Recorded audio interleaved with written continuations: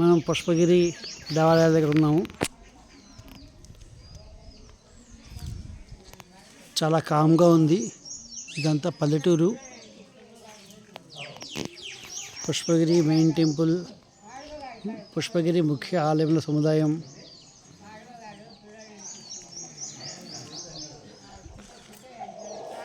ఇక్కడ నాపరాళ్ళని స్తంభాలుగా నిలబెట్టుకుని మరి చిన్న చిన్న ఇల్లు కడుతున్నారు.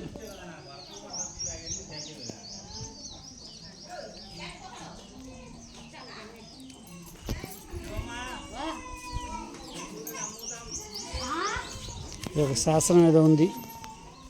ఇక్కడ కూడా ఒక శాసనం ఉంది.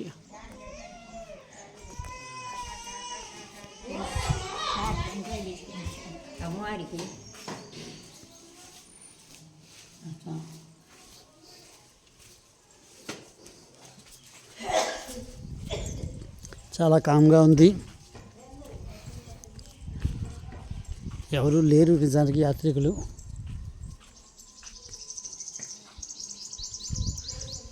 పద్మ చూసి ఏంటున్నాయో చూడు.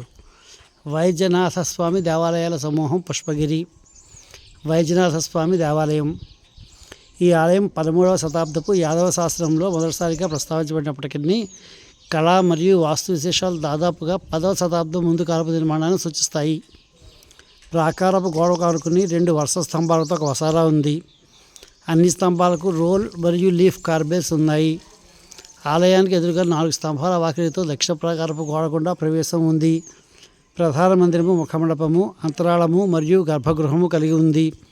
ఈ ఆలయపు దక్షిణాన దేవి మందిరము ఉత్తరముఖంగా ఉంది.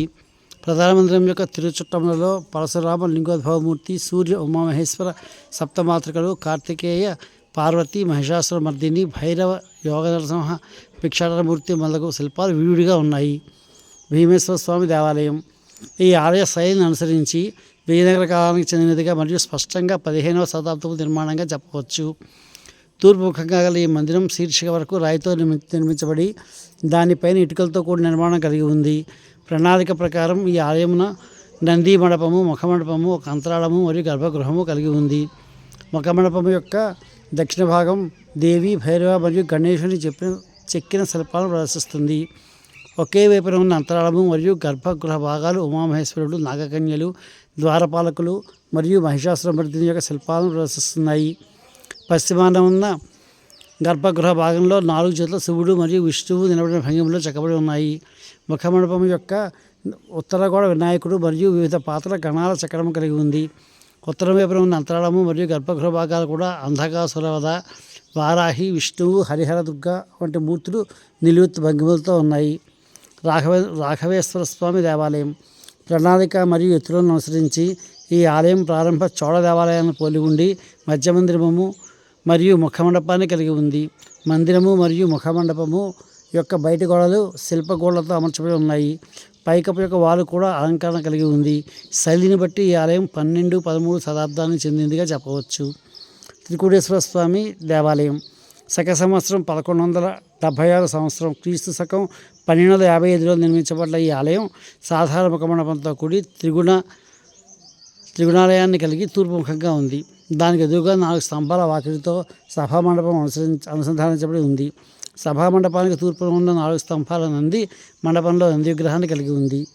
ముఖమండప స్తంభంపై క్రీస్తు శకం 1255 నాటి శాస్త్రం ప్రకారం కాయస్థ కుటుంబానికి చెందిన కమలాదేవి కమలేశ్వరి మందిరాన్ని స్థాపించింది. అల్లూర్గి రాజు కుమార్తె హచలేశ్వర మందిరాన్ని స్థాపించింది. పల్లవరాజు ఖండరాయ పల్లవేశ్వర మందిరాన్ని స్థాపించాడు. 3 మందిరాలచే ఏర్పడిన సమూహానికి త్రికూట అని పేరు పెట్టారు.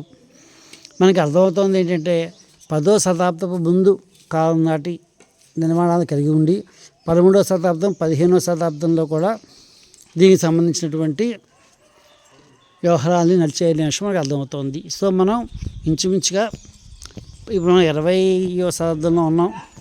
10 శతాబ్దాల క్రితం నాటి కట్టడాల దగ్గరికి వచ్చాము మనం.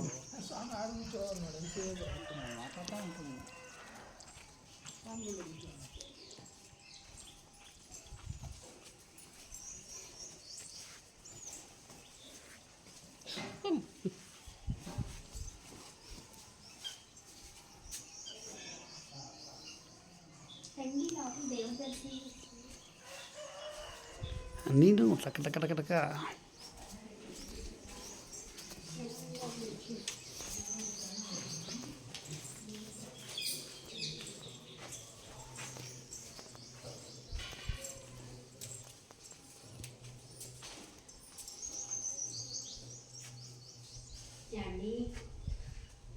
ముందు దర్శనం చేసుకుందాం.